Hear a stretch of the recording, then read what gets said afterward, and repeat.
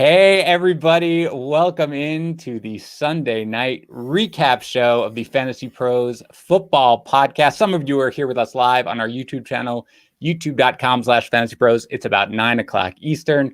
I'm your host, Dan Harris. You can find me on Twitter at DanHarris80.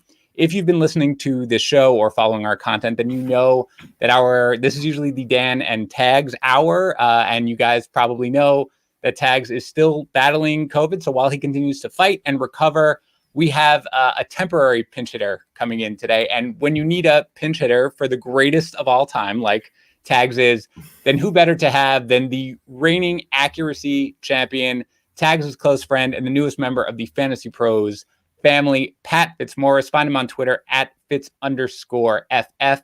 Pat, thank you for joining me. How are you? Very good, Dan. Great to have NFL football back. And yeah, I have some mighty big shoes to fill with Tags here. Will not be able to do that adequately, but I'll do the best I can. I'm wearing the Brewers hat, so maybe this pinch hitting appearance is a Dan Vogelbach pinch hitting appearance. Hit a walk-off grand slam the other night. I'm not going to do that well, but maybe I can suffice here. For the NFL audience, these are baseball references. I understand that most of you sort of put aside. Pat can't make any football references today. Not a good day for Pat, but we'll get there. We'll talk about it. All good. All right, so we're going to get into it. Before we do, a couple of housekeeping items. First of all, let me remind you that we are giving away a signed Kyler Murray football. You know how to enter by now. Leave a review for the show on Apple Podcasts or Castbox, and then go to fantasypros.com/contest to enter. And if you're subscribed here to our YouTube channel, hopefully you're watching us live, youtube.com/fantasypros. That counts as 3 entries into the contest. That's all you got to do is be a subscriber. You should be subscribed anyway. Tons of videos, record all our podcasts, 116,000 people. Cannot be wrong. Again, youtube.com/fantasypros. Also, this podcast is great, but it's, like 45 minutes about after it's done. I'm going to record another podcast called The Kickoff, which is a solo pod by me waiting for you every weekday morning when you wake up, 10 to 15 minutes, called The Kickoff. It basically is my quick hitting thoughts about everything that is going on. It's available wherever you listen to podcasts. And if you do listen and you want to give us a review, that would be fantastic. All right, Pat, this is your first time here. But what we usually do is we start with a segment called Trust or Bust. I'm going to name a couple of people, 3 in fact, that had pretty good performances today. And I want to know whether or not you are trusting them or you think they're going to be a bust. Are you ready? Let's do it. Let's start with someone who I can't remember the team he played. I don't want to mention it, but his name is Jameis Winston for the Saints. 14 of 20, only 148 yards, but 5 touchdown passes. Jameis Winston going forward, trust or bust? I'm going to say trust. I think it's going to evolve. What this is going to look like for Jameis today was this weirdly efficient day, not the sort of Jameis output we're used to. His weapons are going to be changing. He's going to eventually get more guys back. Traquan Smith, Michael Thomas eventually. I mean, he's shorthanded right now, but so far so good. And and we only saw the Taysom Hill package, I think, once today. Yeah. So that's the one thing I really worried about kneecapping his value, but I'll trust for now. So in terms of trust, and let's put something on it, he's not going to be somebody who you're going to put as a top 12 quarterback, you think, going forward, right? No, startable every week in 2 QB and a matchup play, I think, in 1 QB leagues. All right. How about talking about kneecapping? Let's go to a team that's all about kneecaps, and that's the Lions. Let's talk about Jamal Williams. That was one of the real crazy games of the day, that Lions 49ers game. Jamal Williams, though, 9 for 54 with the score on the ground. Also 9 targets, 8 catches, and 56 yards through the air. We'll talk about in a bit how DeAndre Swift also had a pretty nice game here. But what about Jamal Williams, trust or bust?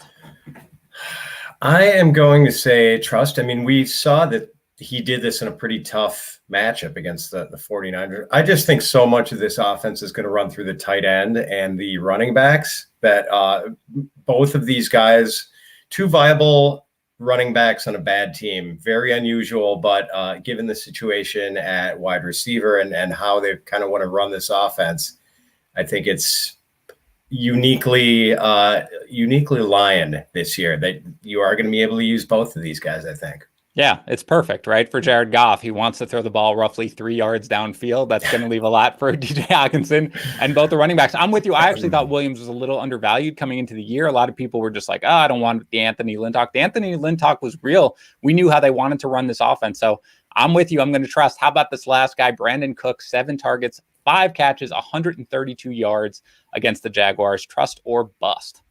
Let's go 3 for 3. I think you can trust him. I think he's the one receiver you can use there.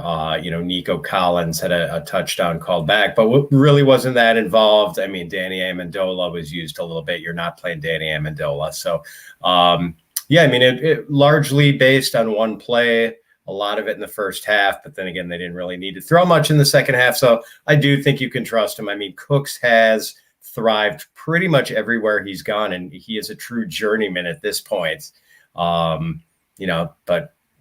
the guy basically keeps on keeping on. So I think you can continue to trust him. I agree. And I thought that coming in, and nobody wanted to draft him. And I did a ton of mock drafts with Discord, FantasyPros.com/chat.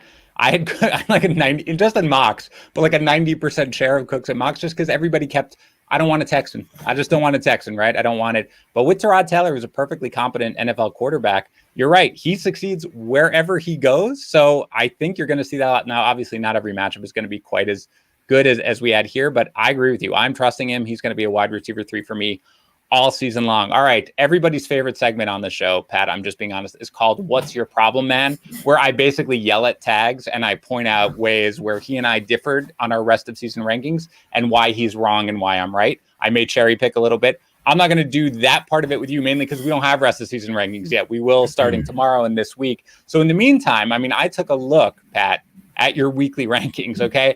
I have to be honest. I need to ask you, what's your problem, man, with a couple of guys. I mean, you ranked none of these guys as starters at all this week. You didn't recommend a single one of them. And yet Christian Kirk, 5 catches, 70 yards, 2 touchdowns. Zach Pascal, 4 catches, 43 yards and 2 touchdowns. And Mark Ingram, 26 carries, 85 yards and a touchdown. I mean, what's your problem, man? What's your problem with all these guys, Pat? Sorry, any of these guys whatsoever? Christian Kirk, Zach Pascal, Mark Ingram, anybody at all have your interest here?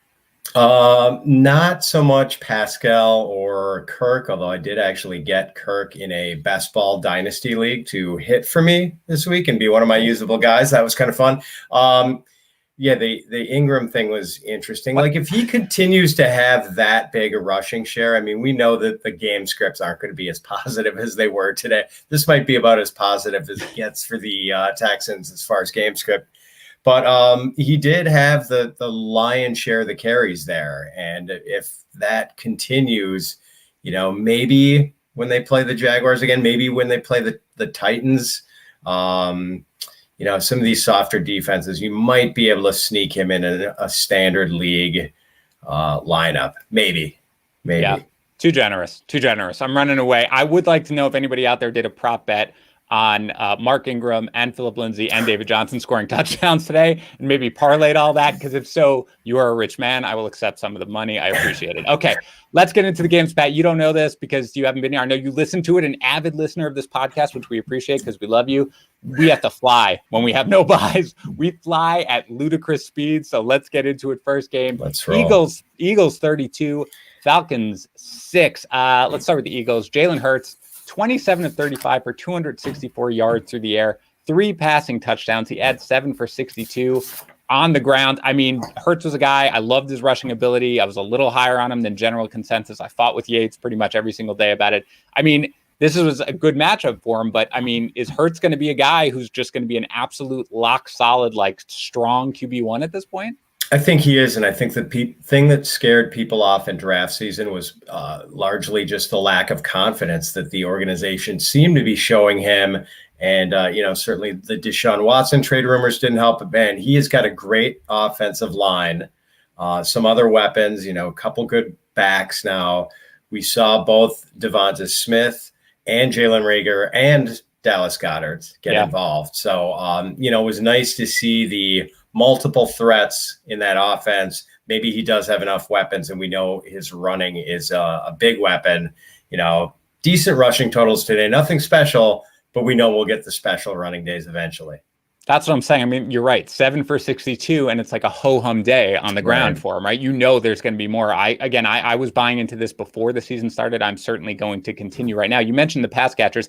I said this week, I didn't want to start Devontae Smith if I could avoid it, just because I wanted to see it first. I wanted to see, and you're right, we saw it, 8 targets, 6 catches, 71 yards in the score. You mentioned Rager catches all 6 of his targets, 49 yards in the score. Dallas Goedert, 4 of his 5 targets for 42 yards in the score. So I guess Smith is the most interesting one. How do you value him, just generally speaking? I won't hold you to it. I know you got to do like your rest of season rankings at some point this week, but generally speaking, how do you value Smith rest of season? I think he's going to fall into wide receiver 3 territory, and I wasn't quite there. I think my final pre-draft rankings were like a high-end wide receiver 4. Like you said, Dan, I think we wanted to see it with him, and we saw it today, and it looked really good. I mean, he definitely belongs, and he's a player.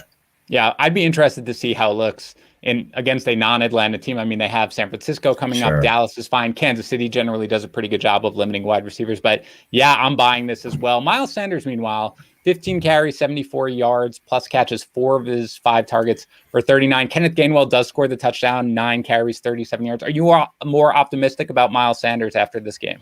Very much so. I think we were drafting him too low all year. I mean, 113 scrimmage yards today. And we're going to see those rushing lanes widened for the Eagles because of what Hurts can do and the threat he poses. Plus, that good offensive line. They dealt with injuries last year, but now they're healthy. Looked terrific. So, and it was interesting to see Gainwell play as the clear number 2 ahead of Boston Scott, which I think we were a little bit ambiguous about going into today. But now we know Gainwell's the second guy. Almost had 2 touchdowns. Yep. Had one wiped out by, I think, a motion penalty or some sort of other penalty that nullified it. But Gainwell almost had 2 touchdowns in his NFL debut. Things not as pretty for the Falcons. Mike Davis, 18 total touches, 72 yards. That doesn't kill you in fantasy, right? You can live with it a little bit. Calvin Ridley, 8 targets, 5 catches, 51 yards. Kyle Pitts, 8 targets, good, 4 catches, 31 yards. Matt Ryan just 21 of 35 for 164 yards. I mean, it doesn't. It's the Bucs next, then they get the Giants, then Washington. So, I mean, what are your feelings generally on this Atlanta offense, because it looked pretty ugly today? Yeah, I mean, I guess you've got to roll with Ridley and probably Pitts too at this point. But man, that was just an ugly performance by their offensive line. And as you said, going to Tampa next week, like it's not going to get any better. I mean, they were just overrun. Matt Ryan had no time to throw, was just battered around all day. So yeah, it's not a good time. Mike Davis looked fine. I mean, for his workload, but even Cordero Patterson looked okay. Really wasn't look good. It wasn't really the running game that was the problem. It was just their inability to keep the pass rush off Ryan. By the way, I will say, somebody joining us here, Robert Peth, said it was an ineligible man that cost game. Well, thank you, Robert Peth. Lane Johnson, I think, might have strolled a little too far downfield. It's a great point, by the way. I didn't even mention about the Eagles' offensive line, because their offensive line was terrible last year, but it was so injured and everything like that. And I think we just kind of, every casual fantasy manager just kind of like, the Eagles' offensive line sucks, man. Because I remember, I watched, I saw it's really, I mean, they played extremely well today. Last thing on this game, Russell Gage, everybody's kind of late round, like, well, I mean, maybe the targets will go to Russell Gage. 2 targets, no catches. Do you find a need to hold him on your roster at all, or do you just move on? No, drop him. I mean, I always wondered if he was going to, I think I could see Zacchaeus eventually being that guy for them. There's no value to Gage. No reason to hold. All right. Before we move on to our next game, even if you've never played DFS before, you really have to go and sign up at FanDuel.com/FP now. I'm going to tell you why.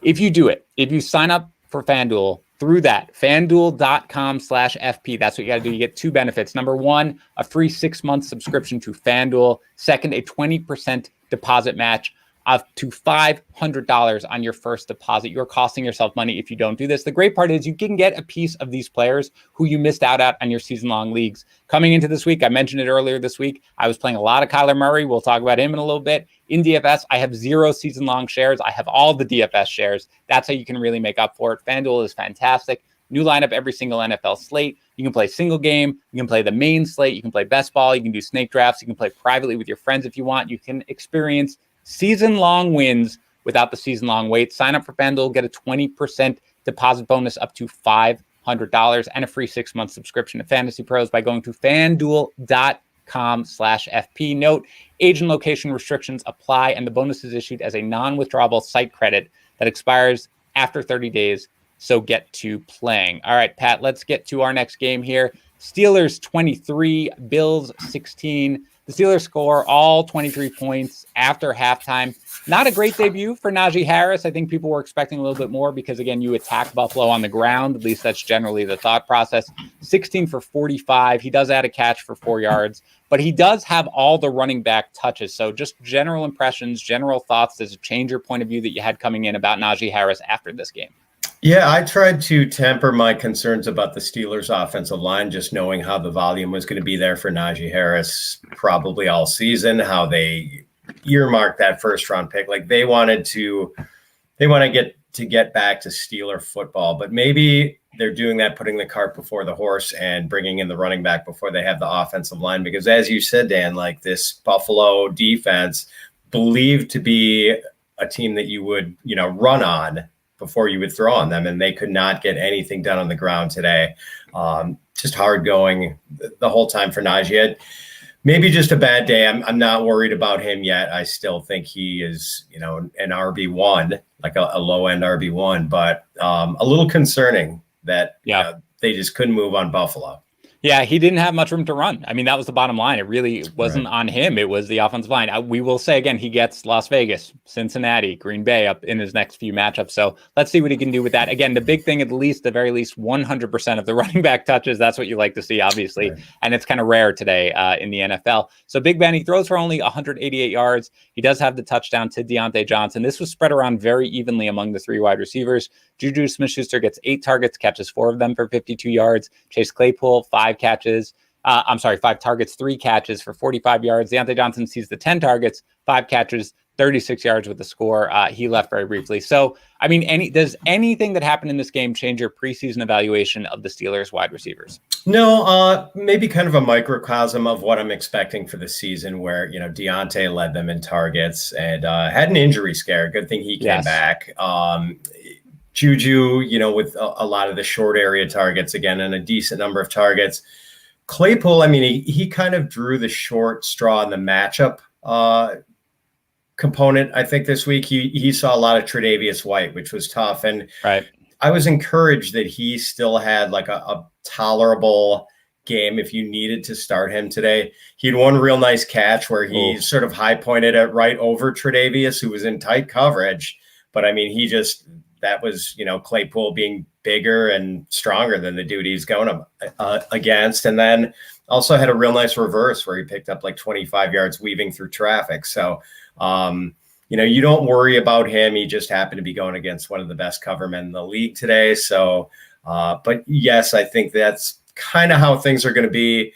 I expect Chase to probably have the fewest targets of this group, but I wouldn't be surprised if he still had as much or more value as Deontay Johnson, because those are going to be high value targets for him, and he converts a lot of them to touchdowns.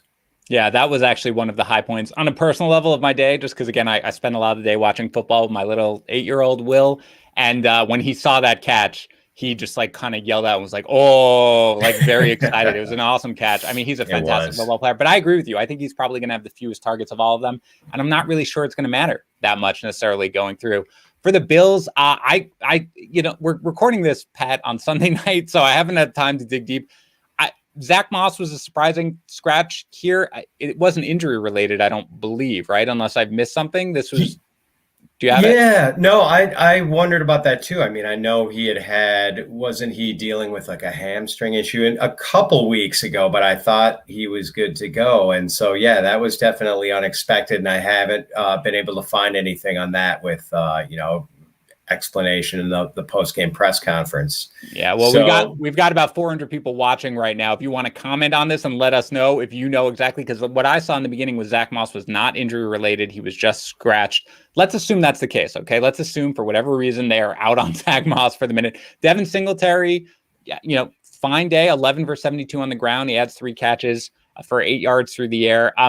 If Moss somehow is removed from this equation, what would you think of Devin Singletary going forward? Almost pushing for like low end RB2, because that was kind of squishy territory. I had Trey Sermon as an RB, like low end RB2 coming into the season, and Javonte Williams, who now is clearly in a 50-50 timeshare. So, Singletary getting that low to himself, and really like Matt Breida had some work, but I think Singletary outcarried him 11 to 5, 11 to 4, 11 to 4. So, I'd be fairly interested in Singletary. I think he'd be, not an ideal starter, but someone you could certainly play as an RB2 in a pinch, flex, coach's decision. There it is. That's what Scuba Diver. That's our guy, coach's decision. Yep, we got a bunch. Scuba Diver coming in there. Thank you, Scuba Diver. Sorry, these are people, by the way, when you hear Pat and I referencing random bizarre names, they are commenters in our live stream. We were doing this live on our YouTube channel, youtube.com/FantasyPros. Yeah, very bizarre cause. Not that it made the Buffalo Bills running back situation, which is always irrelevant, suddenly relevant because you only had one of them. For the passing game, Josh Allen, 30 for 51, 270 yards. And a score, he adds 43 yards on the ground. He does have a lost fumble. Stephon Diggs, he's 14 targets, catches 9 of them for 69 yards. He's your leading receiver. Beasley, 8 catches for 60 yards. Emmanuel Sanders, 4 catches for 52. And Gabriel Davis, only 40 yards here, 2 catches, but he does find the end zone. Anything you want to say about the wide receivers? Anything make an impact for you? Yeah, not really. I think I'm still basically not using anyone but Diggs.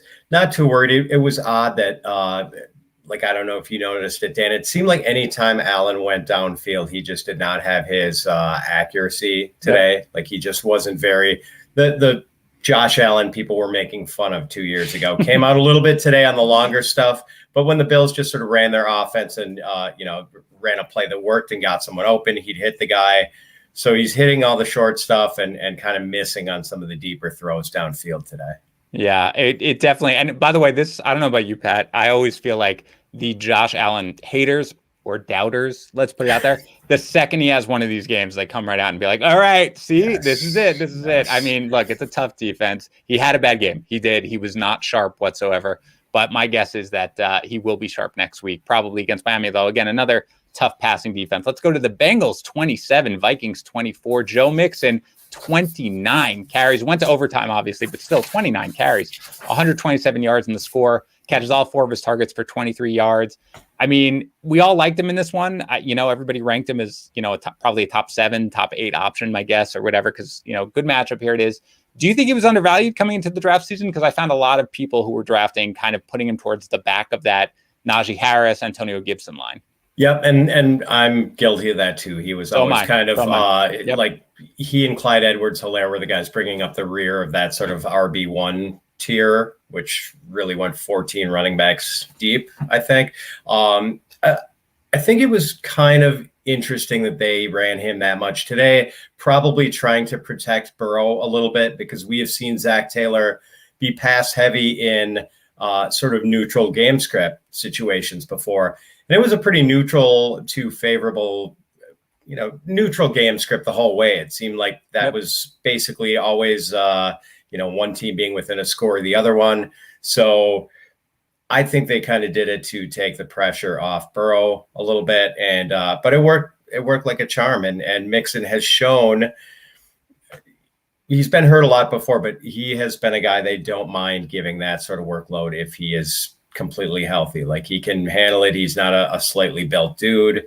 And it was encouraging if you were a Mixon stakeholder today. Like he looked fantastic. Yeah, and I know Tags always used to, rant, years ago again about how the coaching staff just never knew how to properly use Joe Mixon. Really good to see him continue to be involved here, without Gio Bernard now in the passing game with the 4 catches on all 4 of his targets. Joe Burrow, to me, Patty, was somebody who I was going to fade in the beginning of the season because I figured mentally, at least, he'd struggle kind of to get over the injury. He impressed me in this one, 261 and 2 scores. He took 5 sacks. He was not, sitting in a clean pocket all day, but he survived. And Jamar Chase, it's just fantastic, right? When he catches that touchdown, because there's so much negativity about the guy in the preseason. Not like I was all over him in this game or anything, but I just mean great to see 7 targets, 5 catches for 101 yards and the score. T. Higgins, 4 catches, 58 yards in the score. Tyler Boyd, a little quiet. 4 targets, 3 catches, and 32 yards. So, I mean, are we totally good with Jamar Chase now? Is that it? One game and we're back? I think we are. I mean, he looked fantastic today, and he plucked. There was a ball over the middle that it was the exact same ball that I saw him where Burrow kind of led him into a safety a little bit. And in this preseason game, he just kind of like shot out his hands, got a hand on it. But like, it was kind of a business decision. You could tell. Today, he just like same type of throw. He just plucked it. Yep. Plucked it, grabbed it, made a little maneuver so he didn't take out a shot, full on shot. Yeah, I mean, he looked really good today. And, congratulations if you got the discount, the panic discount in the last 3 weeks or so. What's funny is I only have 1 share of him, Pat, and I got him like before the discount. Like I paid up for him, and I remember sitting there forever being like, oh man, like I would probably get him, 2 rounds later at this point. But yeah, I agree with you. That was the thing. It wasn't just the final line. It was like you watched him and you were like, oh, this is a confident, like NFL football player right now, which is great to see because again, he missed an entire year. I really didn't think that we'd see that just yet. So really good. On the other side, Dalvin Cook, 20 for 61. So not that great. He does have 6 catches for 43 yards through the air. He does lose the fumble there in overtime that kind of loses the ball. Kirk Cousins, 351 yards and 2 touchdowns, both to Adam Thielen, 10 targets, 9 catches, 92 yards. I said on my IG Live this morning, Pat, that I was ranking Thielen at 14th, and that would almost certainly be the high water mark of the season just based on the matchup and everything like that. And now I'm not so sure. What are your thoughts here? We know Thielen was always touchdown dependent, but he looked good. He got the targets. This was a big game for him. Yeah, we knew touchdown regression was going to come for Thielen, right, Dan? So now he's on a pace for 34 touchdowns already. Yeah, like I kind of had to rethink about Adam Thielen. Like he had dropped to 6.2 targets a game the last 2 years after being, more like a 9.2 target a game guy the 2 years prior. But you kind of thought that it was going to have to go through Thielen and Jefferson pretty exclusively again this year. And like, I don't know, I just kind of realized late in the draft season, I didn't have enough shares of him and grabbed him in a couple spots. I'm kind of glad I did. He looked good today. I mean, I couldn't believe how fast he looked on, I think it was the second touchdown where he got like inside leverage on Mike Hilton and just beat him and went. Like he looked really fast on that. It was kind of nice to see for an older guy. So yeah, I'm feeling pretty good about him all of a sudden. Like I don't think he's going to have any problem clearing 1,000 yards if he stays healthy. Yeah. I'm sorry, I didn't mean to cut you off, Pat. No, that's okay. I was just going to say, and I can't remember, did he just fall short of 1,000 or just beat 1,000 last year? No, I think it was short last year. I think it was yeah. Right. Obviously, we get the extra game, so hopefully he does it. But regardless, I have 0 shares of Adam Thielen, and I'm very mad right now because he really, honestly, you don't want to draw too many conclusions from one game, but you're right. He looked good. He looked faster. He looked explosive. Yes. You mentioned Jefferson, 5 for 71. Anything with KJ Osborne? I mean, is Osborne like somebody, 9 targets, 7 catches, 76 yards, any interest whatsoever in him? Yeah, so I was on a podcast like last week and someone actually touted him as kind of a sneaky play in like deeper dynasty leagues or whatever. And I, over the weekend, actually got him in a 16-team, 24-round draft. I got him in the 23rd round. Didn't start him today, of course. But it's interesting. I mean, is there room for a third receiver here if they actually have a credible one and not like Chad Beebe? So maybe. I mean, Osborne looked pretty decent today. I would maybe in a larger league recommend putting a $1 or $2 bid out there in waivers for him if you've got someone, you can easily chop. Russell. Yeah. I'd rather have him than Russell Gage. Yeah, that's fair. The Russell Gage line, that'll be the new line. Yeah, and if they go against Arizona next week, they'll need some points. So you might have some throwing in that one. Let's very quickly go to the craziest game of the day. 49ers 41, Lions 33. This game was over before it wasn't. There is a million things to unpack here. So let's start with Trey Sermon being inactive, not injury related, which was crazy. Raheem Mostert then was like, oh my God, best start ever, 2 for 20 before he left with a knee injury. I have not yet heard of the severity. Again, guys in the chat, you want to mention it, please feel free to let us know unless you know, Pat, which meant Elijah Mitchell, 19 for 104 and a touchdown on the ground. Also, JaMychal Hasty finds the end zone, 18 total yards. Let's assume Mostert's injury is serious. do we have any idea what we're supposed to do with the situation? I mean, nobody expected Trey Sermon to be inactive. So is Elijah Mitchell somebody that we have to run out and pick up immediately? Yeah, and as hard as I promoted Trey Sermon all offseason, Dan, I think I've got people with torches and pitchforks outside my door right now. So if this screen suddenly goes blank, you'll understand what happened. Yeah, this is going to be very interesting. So let's say the Mostert injury is serious, then I think maybe you hold Sermon at least another couple of weeks, hang on for dear life. Yeah, I mean, clearly we're seeing a meritocracy with the 49ers running back situation. And we maybe even saw it a little at wide receiver where Brandon Ayuk. Oh, we'll get there in a second. Okay. Yeah, I won't get ahead of ourselves here. Oh, you can go. Well, we can go into that if you want. But by the way, had you heard anything about the fact that Sermon was losing out on the meritocracy in the preseason? Did I miss that? Because I didn't hear anything about that at all. No. And, based on what we saw in the preseason, everything seemed fine. But that was not widely reported at all, if at all. Like, I didn't see a single thing to suggest that maybe he was behind Hasty and Mitchell on the depth chart. But, Mitchell is an interesting cat, though. I mean, like, if Mostert is hurt, Mitchell is probably the best proxy for him on the roster. Had like a 4.35 in his pro day 40 for Louisiana Lafayette.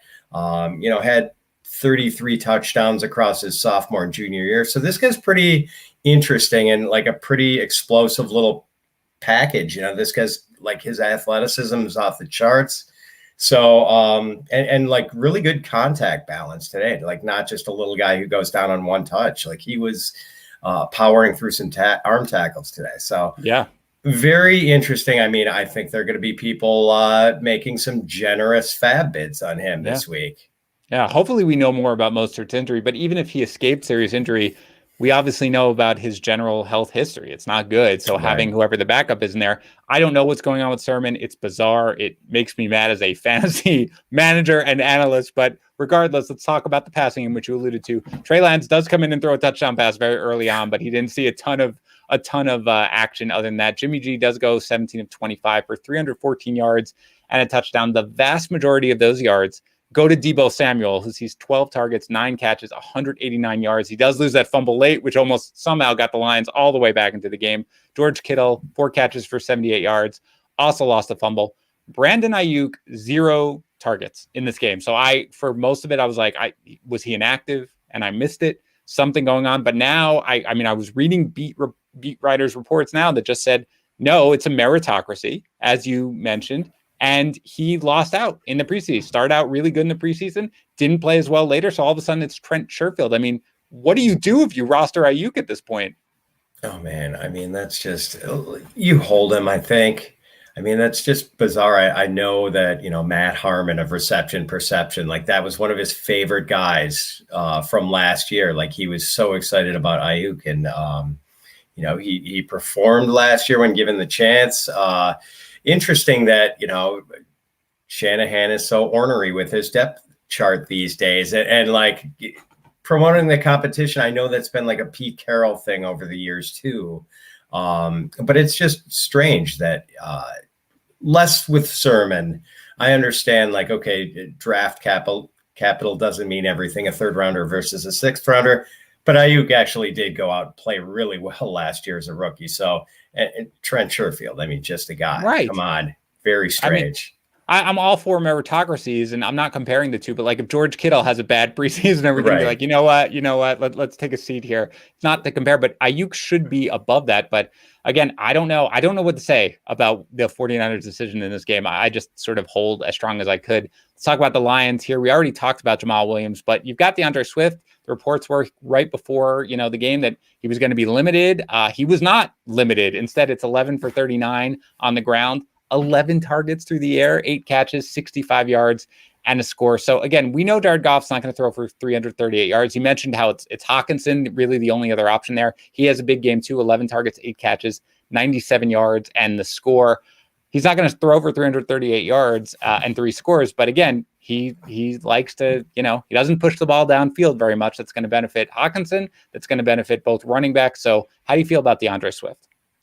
Pretty good, actually. I mean, I just think the guy's a terrific talent. And someone had asked me on Twitter, like shortly before kickoff, someone who held Williams and Swift, and I told them I was still going to be ranking Swift ahead of him, just because I didn't think it was going to be like an 80-20 snap split or touch split. Like I thought it was going to be maybe 60-40, even if like the Ian Rappaport tweet about how things were going to go made it sound much more gloomy for Swift. Right. And, even if it's a slight minority share for Swift, like he's so talented that I think he can, still be viable on 10 and 12 touches, but he wound up getting a lot more than that. So, yeah, I mean, all systems go for Swift, I think. And you have to assume they're just going to be playing from behind constantly, which is just going to lead into more passing game work for both running backs. That's the thing with Jamal Williams. I mean, Jamal Williams is a perfectly capable pass catcher, as we saw in this game itself. So both these guys, I feel like stock is definitely up, not just because of the big game, but because this kind of played out exactly as we sort of dreamed it would if we're looking for value from this offense. Yes. Before we get to the next game, let me talk about Pristine Auction and how it placates my children. My son, Will, who I talk about often, who is on my IG Live, basically hanging all over me, giving terrible fantasy advice. I got him under control. He's my dude, but like his mother, he has a crazy, crazy temper sometimes. So I like to employ the distract and redirect method of parenting. And for me, that means when he's about to lose it because like his blueberries has like a tint of red, or he can't put together his Legos, or he can't remember the exact score of like Super Bowl IX because he's obsessed with little facts like that. I just bust out a little, hey, bud, I saw this great deal on a signed football over on Pristine Auction. Want to come check it out with me? And he lights up and he runs over and we go to the computer. And I don't have like that signed football deal actually in front of my head right there when I say that, but I know I'm going to be able to find one the second I get on Pristine Auction, because that's basically what they have, or a signed jersey or a signed helmet, whatever I want. 10 seconds of looking around, I'm going to find something, and I'm going to find it for a great deal, because Pristine Auction has every type of sports memorabilia, thousands of auctions every single day. Again, thousands, like as in I can go on it right now and find roughly 10,000 football items up for auction right now. Free to register, free to bid. You only pay if you win something. And because there are auctions every day, there are amazing, amazing prices. Just go to pristineauction.com. That's PRISTINE auction.com. And if you want $5 in free credits, just use our code FantasyPros in the registration field so they will know we sent you. Again, that's pristineauction.com. Use our code FantasyPros. Cardinals 38, Titans 13. Color me didn't see this one coming, Pat. I'll be honest. Kyler Murray, 289 yards passing, 4 touchdowns with a pick. Let's just add on 20 yards rushing and a rushing touchdown just for fun. I'm not sure anything really needs to be said about him other than he is good, as is DeAndre Hopkins. 8 targets, 6 catches, 83 yards, and 2 scores. We already talked about Christian Kirk. He had the 2 scores. How about Rondale Moore? He's a guy who I really liked and was like, he's a guy who you draft late, you put him on your bench, and you kind of know what you might have after week 1. I'm not positive I do know what we have right now. I mean, the numbers are fine. 5 targets, 4 catches, and 68 yards. I haven't seen the snap count data yet. Again, we do this on Sunday nights, but I didn't see him on the field that much. I saw Kirk on the field a lot more there. He's electric when he gets the ball in his hands, but how do you feel here about Rondale Moore? I think we're going to see that he played fewer snaps than AJ Green, which isn't going to make us happy because those are snaps I think you're wasting on AJ Green at this point, to be totally honest. What Rondale Moore can do for you is totally summed up on a play, and I think this play also sort of summed up like Kyler Murray's mastery today. He was in the shotgun, and the snap was just rolled to him, completely rolled to him, like the center totally botched the snap. He just calmly picks it up off the ground, swings it out wide left to Rondale Moore, who just like weaves through traffic for 29 yards. And, it was just Murray being totally cool and not looking to run right away when he gets this bad snap. And, Moore just getting it. And man, does he just accelerate so quickly. And, he's just so elusive, so hard to get a good shot on at that size too. I just think he is such a little stick of dynamite that they are going to have to find more ways to use him. And I think he kind of fits this sort of horizontal passing game that we see a lot with Kingsbury's offense sometimes, like, just get it wide and get someone who can turn upfield quickly. And they've been giving a lot of those targets to Larry Fitzgerald. And, hopefully they're not going to give those targets to AJ Green when they've got such a unique weapon who can do so much with those kinds of throws. Yeah, I agree. I think the snap count is going to be discouraging. Again, just from what I saw, I was watching the game pretty closely because, first of all, I had a lot of interest in that game regardless, but also just I'm pretty heavily invested in Rondale Moore, and I've recommended him a lot. And again, I didn't see him out there a lot, but when he does get the ball, he is absolutely electric, and that's why you see 4 of 68. So I'm still encouraged despite the snap count. How about the running backs here? I don't know if this really changes anything. Both had okay games, 12 for 63. Plus 4 catches for 43 yards for Edmonds. Connor, 16 carries, 53 yards on the ground. Anything on the running backs, or just kind of same as you thought before? That's it. I mean, I think you're kind of encouraged by Edmonds. I think he won a slight edge in the snap battle and was a little more productive with his touches. I don't think Connor got any targets. So, good, versatile all-around run pass usage for Edmonds. I think you're happy if you have him on your roster. Yep, I'm encouraged by Edmonds, actually. And I was mostly a PPR guy for me, but this was definitely something that I like to see. For the Titans, just pretty much disastrous. I have sort of my own theory or feelings on this, but Derrick Henry, 17 for 58 on the ground, 3 catches for 19 yards through the air. Ryan Tannehill, from a fantasy perspective, okay, only 212 yards. He does have a touchdown and a pick. He also rushes for a touchdown. He was also sacked 6 times, 5 by Chandler Jones. A.J. Brown does score the touchdown, but just 4 for 49. And Julio Jones, 3 catches for 29 yards. So again, you've got Tannehill, you've got A.J. Brown. They sort of save their fantasy value, but from a real-life perspective, this was pretty ugly all around. Yeah, really bad game for the Titans offensive line. We'll have to see if that remains a problem area or if they just had a bad day. And you wonder if maybe that Tannehill wasn't quite in sync with Julio and A.J. Brown. They both missed some time in camp with injury stuff. So, maybe it's going to take a little time for them to, especially Tannehill and Julio, to get their rhythm going and, get synced up.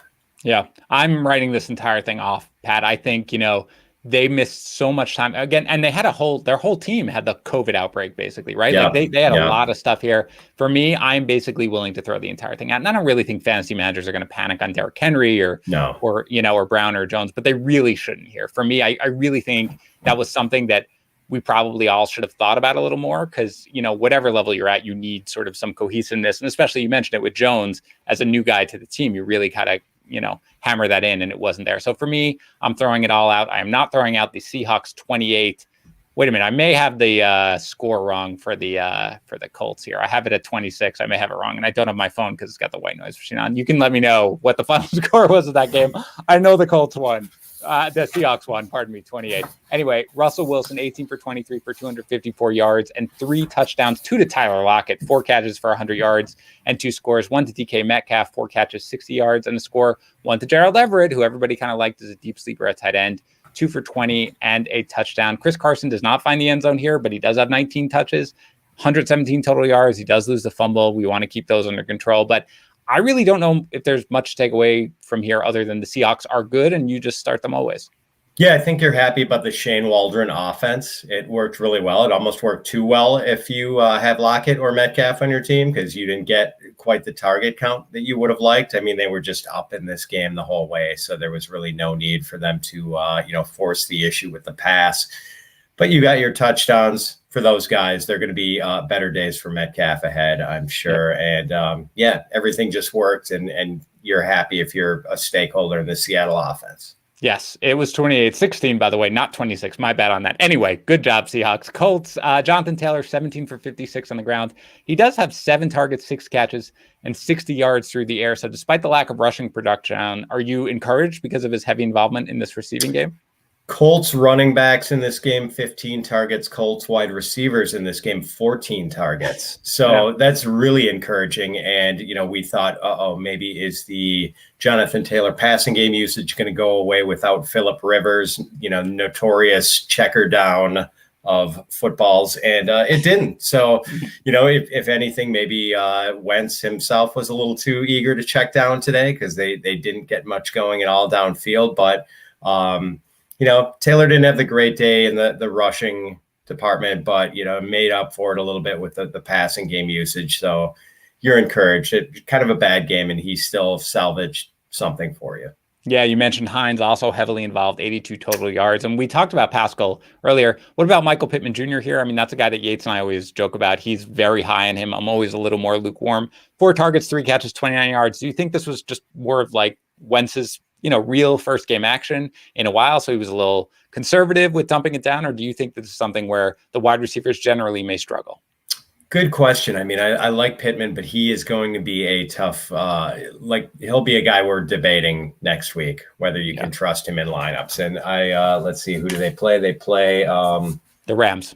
Okay. Yeah. Maybe you're not going to be playing him next Probably week. not. Probably not next week. All right, let's get to Chargers 20, Washington football team 16. I mean, Austin Eckler with the I'm going to do the opposite of what everyone is expecting me to do. 15 for 57 and a touchdown on the ground. And he gets the goal line carry and he gets 0 targets through the air. What do we make of the Austin Eckler game other than, yay, he was healthy and he made it through healthy? I think it was kind of an anomaly. As much as we saw Justin Herbert willing to throw to his backs last year, just strange that they didn't use that as part of the game plan at all today. So I think it's weird, and we're probably not going to see that be a repeated thing. Yeah, no Joshua Kelly in this one. Larry Roundtree does get the bulk of the quote unquote backup, on the groundwork, 8 for 27. Meanwhile, Justin Herbert does throw for 337 yards, touchdown and a pick. The touchdown goes to Mike Williams, who has a huge game here, 12 targets, 8 catches, 82 yards. And the score, Keenan Allen, his usual 13 targets, 9 catches and 100. Jared Cook, a nice game too, 5 for 56. But how about Mike Williams, a guy who I feel like a few of us were talking about, if he can just stay healthy, finally, this could finally be his year. Are you optimistic on Williams' production going forward? I am. I mean, I think there's enough to go around for both him and Keenan Allen. And he's more his targets are going to be higher value. They're going to be deeper downfield. They're going to be, probably I would expect him to get a few more end zone targets because of the gigantic frame that he has. I mean, this is a guy you want to throw it up for in the end zone and let him try to make a play on the ball. So, yeah, I think he is, wide receiver 3, like solid wide receiver 3 the rest of the way. Yep. And, Allen got his today too. So, yeah, you were happy with the pass distribution. Even Jared Cook got in on the action. That's what I mean. So it was a good room day. for everybody other than the targets for Eckler. So let's get some of those going. But I agree. I like Mike Williams a lot as a talent. It's always just the health. So if he can avoid the injury, that would be great. And again, they take on Dallas next. So that should be a fun and offensive-filled game for Washington. Ryan Fitzpatrick leaves early with the hip injury. Since then, we have heard it is a hip subluxation, and that is something that, again, Dr. Chow, who comes on our show on Fridays, he tweeted out that at the very least, no matter what, we won't see him again until October at the very least. So Taylor Heineke comes in. He's probably going to be the starter going forward. 11 of 15, 122 yards and a touchdown, plays pretty decently. The touchdown goes to my guy, Logan Thomas, catches all 3 of his targets for 30 yards. Terry McLaurin, all 4 of his targets, but just 62 yards. And Antonio Gibson, 20 for 90 on the ground, 5 targets, 3 catches, 18 yards through the air. He did lose a fumble. So, I mean, now that we know it's going to be Taylor Heineke, how does your outlook on the Washington football team change at all, or does it?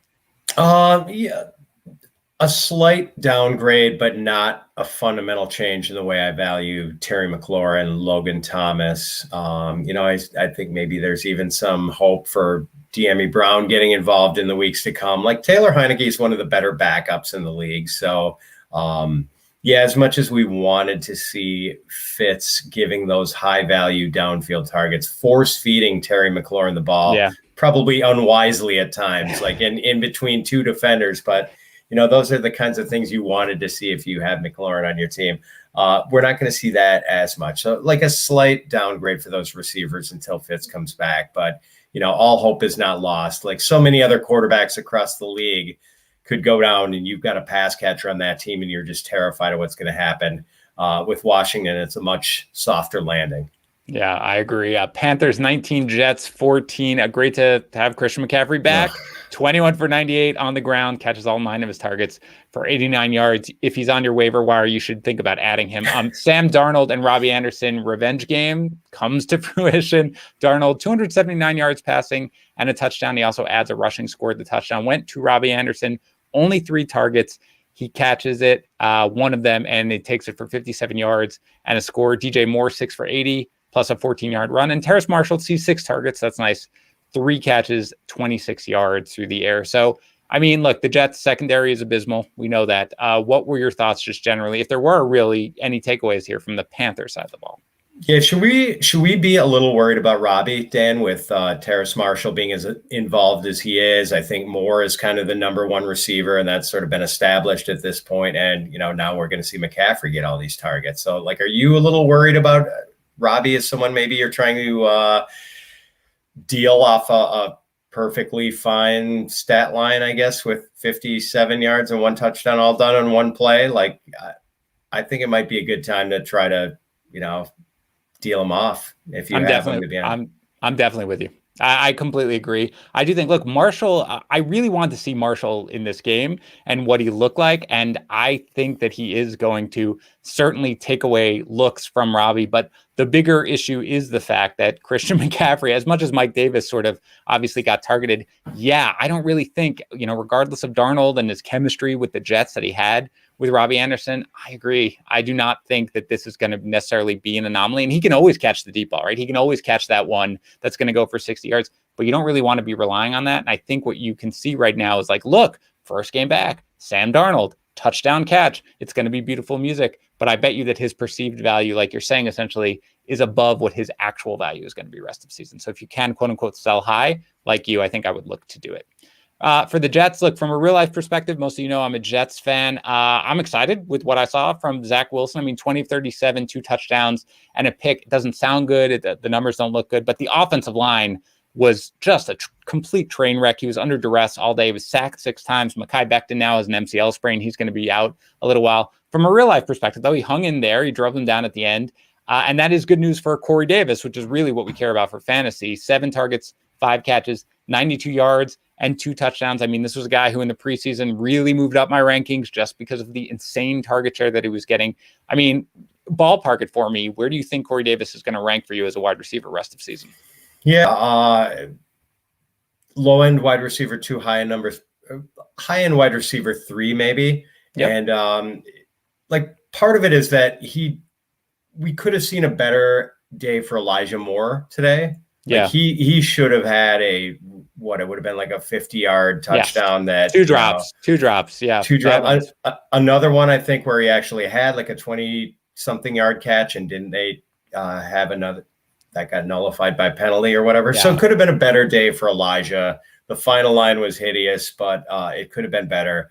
Still, though, I do think Davis is going to be the lead receiver the entire season. And I think probably just someone you're throwing in your lineup without question, unless you're in maybe in a 10-teamer, it's not quite like that. But most 12-team leagues, I would think you would be starting Corey Davis every week. Do you think there's any reason to hold Elijah Moore if you drafted him? Oh, yeah. Like I would hold on to him for sure. Like, okay. I think he's going to be okay. And as you said, encouraging day for Zach Wilson. Looked a lot better as the game progressed. Yeah. I think there's going to be enough for more than just one receiver there. Okay. Yeah. And Elijah definitely could have had a better day had a few things gone differently.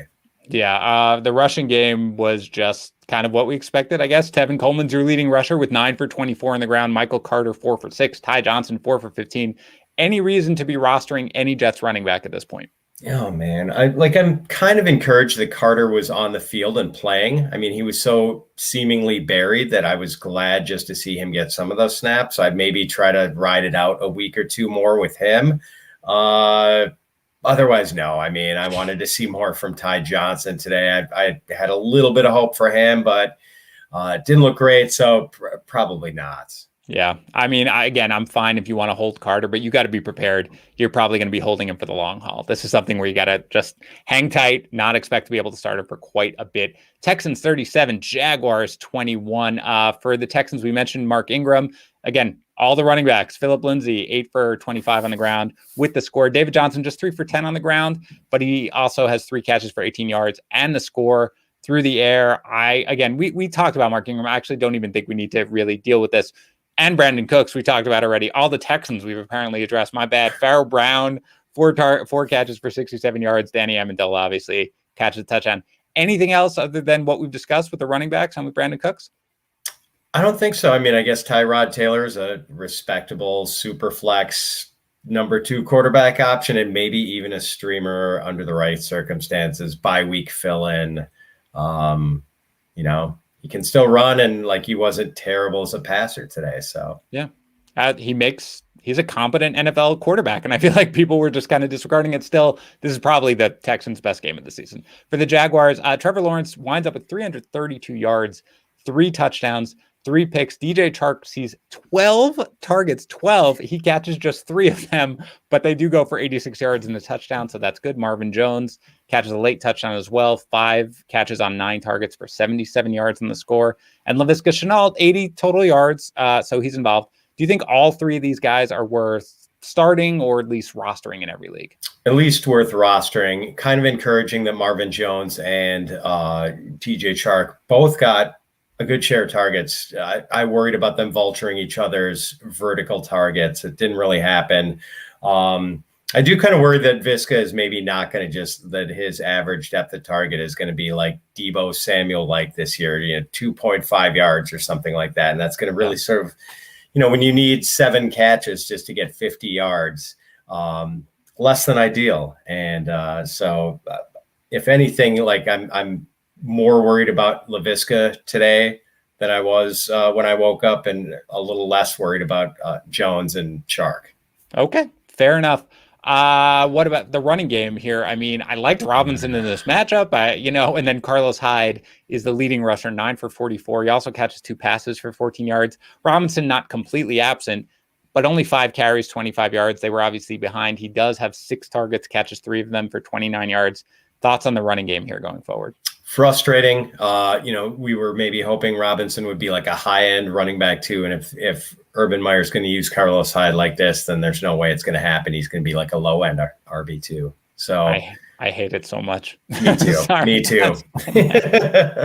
I am so mad about everything. I am not mad though about the Chiefs 33, Browns 29. I mean, it's so much fun to watch. Mahomes 27 for 36. With 337 yards and 3 touchdowns. Let's just add on a rushing touchdown for good measure. Tyreek Hill, a mere 15 targets, 11 catches for 197 yards and the touchdown, plus a 4-yard rush. Travis Kelce, 7 targets, 6 catches, 76 yards, and 2 touchdowns. I don't really think there's anything to say about them, but what about, unless you want to, other than they're amazing? No, I mean, I was just going to say, Dan, we're running it all back with the Chiefs, right? I mean, Hill and Kelce absolutely smash. Clyde Edwards-Helaire shows up, is used. Well, that's the one who I want to talk about, actually, Pat. 14 for 43 on the ground, 3 for 29 through the air. This is a huge offensive day for them. I mean, they were behind, obviously, playing from behind for most of the game, so maybe that matters. But that's not a phenomenal game from Clyde Edwards-Helaire. People have pretty big, hopes for him this year. Are you concerned in any way about him?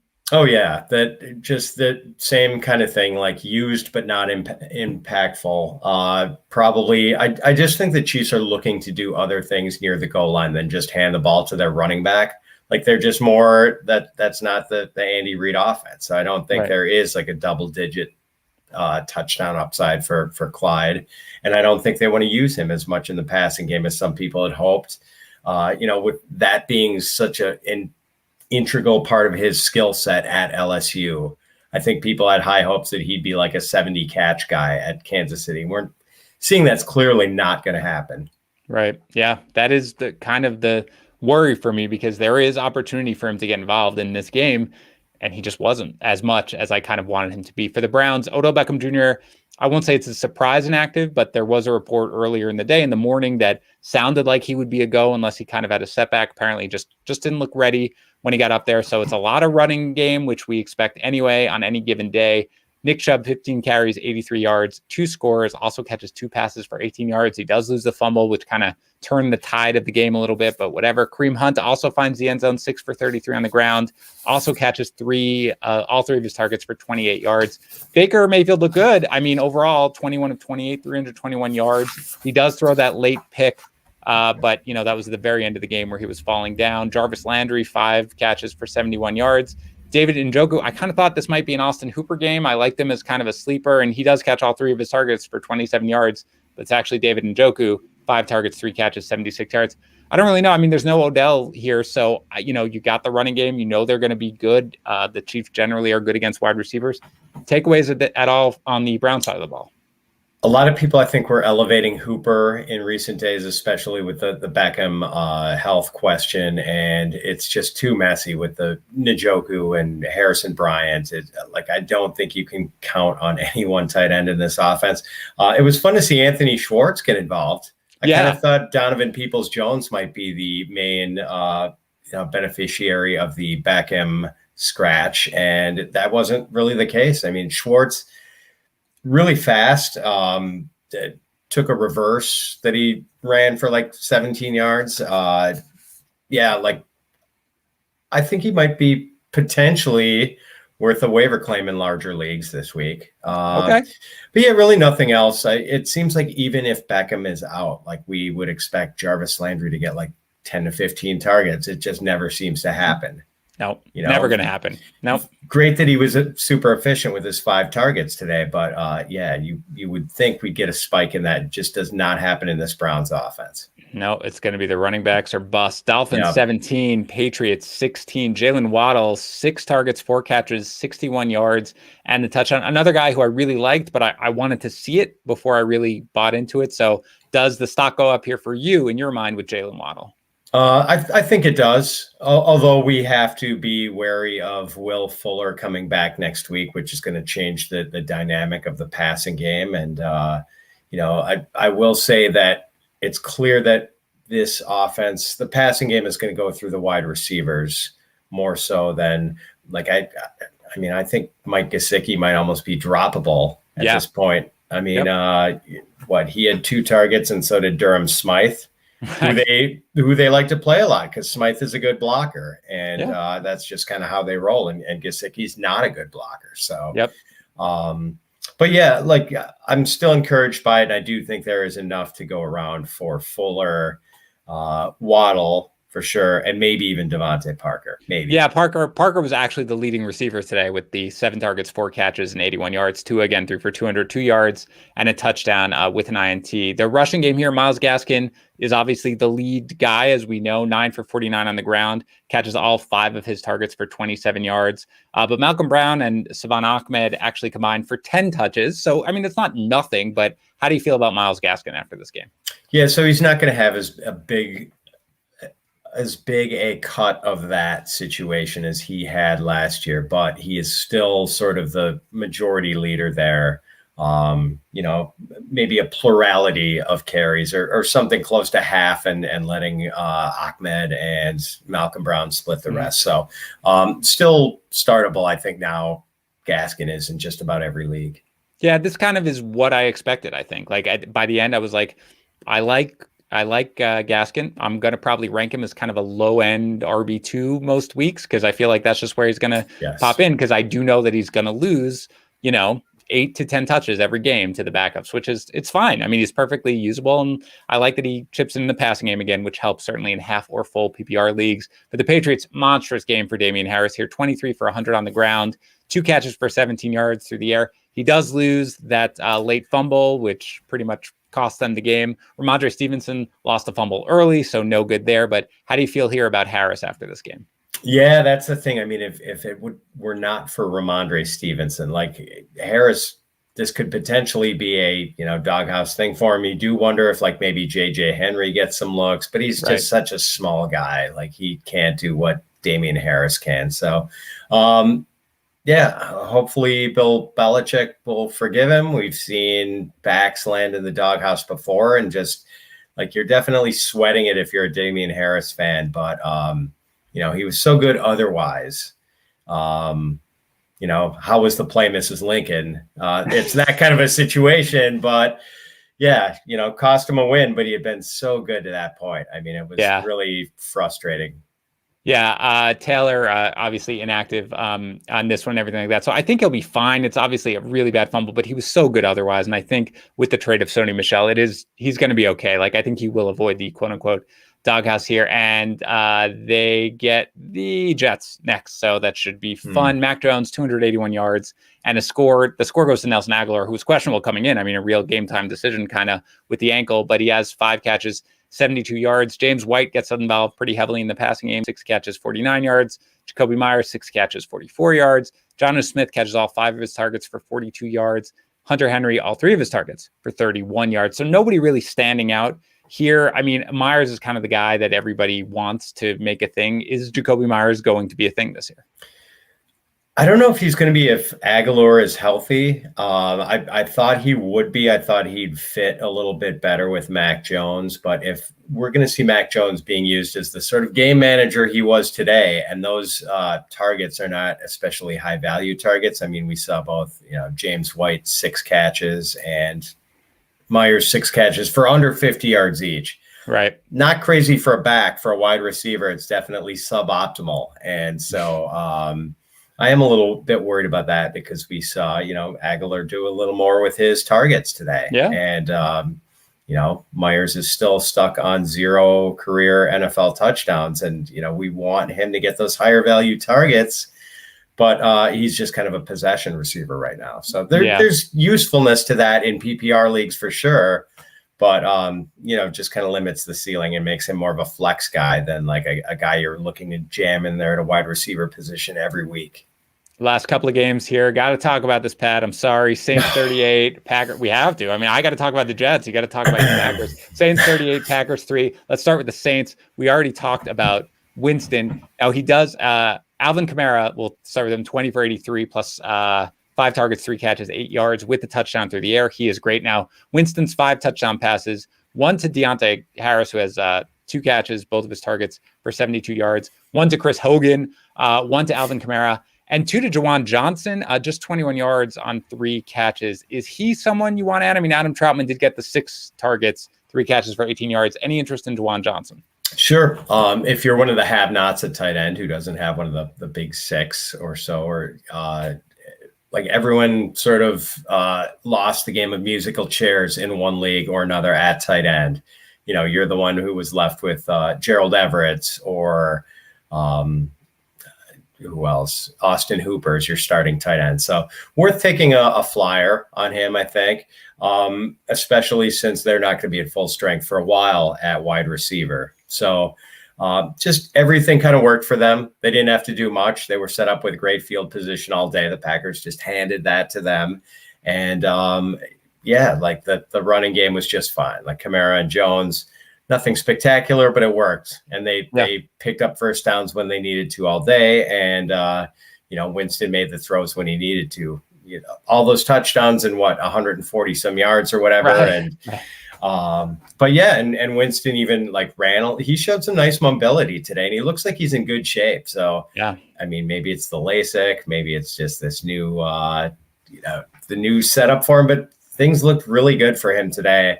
And the rare high efficiency game for Jameis. But things didn't look good for Marquez Callaway, who everybody really wanted it to look good for. Just 2 targets, 1 catch, 14 yards. What are your thoughts here on our preseason hero, Callaway? Do not drop him. He was being shadowed by Jair Alexander, and he had a terrible game script. They did not need to look for him downfield. So, and Jair Alexander is going to blanket everyone. If Callaway had gone out today and had 4 catches for 64 yards, I would have thought that he's going to be a star. Doing that against Alexander. Alexander's become that good now. So it was just a terrible matchup for him. I was trying to tell people not to start him today. So don't worry about him, though. All systems go beyond this week, but don't freak out. All right, your Packers. It was not good. Aaron Rodgers, 15 for 28 for 133 yards and 2 picks. Aaron Jones, 22 total yards. Devontae Adams was your standout on this team, and he had 5 catches for 56 yards. So what was this? Is the Saints defense that good? Was it just they weren't prepared to play? What was this? I mean, the Saints defense was pretty good. One thing my main thought on this today, Dan, was they are going to miss David Bakhtiari a lot more than anyone was anticipating. I mean, you lose maybe the best left tackle in the league, and they can slide over left guard Elgton Jenkins, who is a very good player. But that just, he's not playing his natural position, and it weakens the line elsewhere. So, I think we saw that hurt them today. They just didn't look in sync all day, though. Rodgers had So I guess he was worth 1 fantasy point, and I believe that is his worst fantasy output of his career today. So I'm gonna go out on a limb here, Pat, and I'm gonna predict a bounce back performance next week against Detroit. That's just what I'm gonna go at. And I basically I feel sorry for Lions fans as to what they're gonna have to watch next week, is my guess. With an angry Aaron Rodgers, an angry team. Yeah, I mean, I think you're right with Bakhtiari. I think it's just one of those games, man. You just move on and. But I'm not moving. Bottom line is this: I'm not moving Jones, Devontae Adams, or Aaron Rodgers in my rest of season rankings based on this game. I'm okay with it. Last one here: Broncos 27, Giants 13. The big news here was Jerry Jeudy, who's having a good game. 7 targets, 6 catches, 72 yards. He was carted off with an ankle injury. X-rays were negative. It is a high ankle sprain. If you watched it, it looked really bad.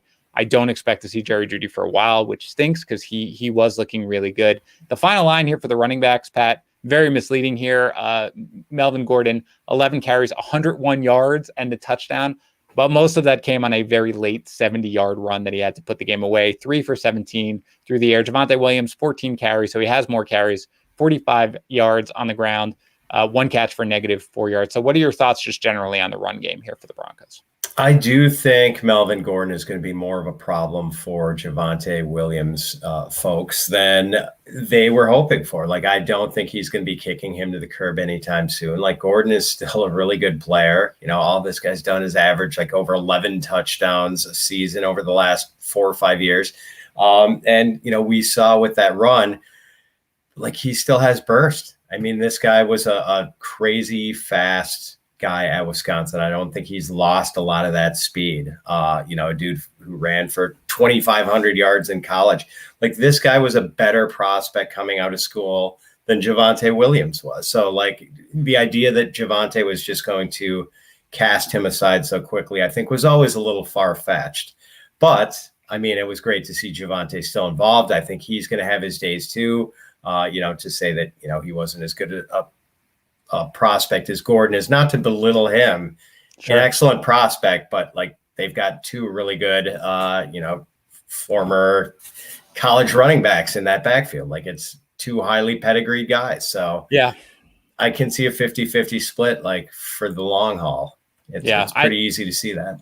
I think early in the offseason, I kind of thought, or in the preseason, I thought it would be much more of a 50-50 split than I ended up thinking it would be. And now I feel like my original thoughts on it were probably correct in it. I thought maybe with them holding out Williams, you know, in that last preseason game, maybe they were going to really kind of turn it over. But yeah, I think you're right. But both guys should have value, especially, you know, against Jacksonville and the Jets coming up in their next couple of matchups. Let's assume Judy's going to miss sometime here, because that seems highly likely. Teddy Bridgewater, 264, 2 touchdowns through the air, 1 to Albert O, 1 to Tim Patrick. Noah Fant catches 8 targets, sees 8 targets, catches 6 of them, 62 yards. KJ Hamler, 3 for 41. Courtland Sutton, disappointing day, just 3 targets, 1 catch, 14 yards. If Jeudy does miss time, as we expect, what do you think about the wide receivers here? I'm going to add Tim Patrick on waivers this week. I think he is going to be more of a primary guy to help pick up the slack than KJ Hamler will be. You know, I think Hamler is going to be kind of hit and miss.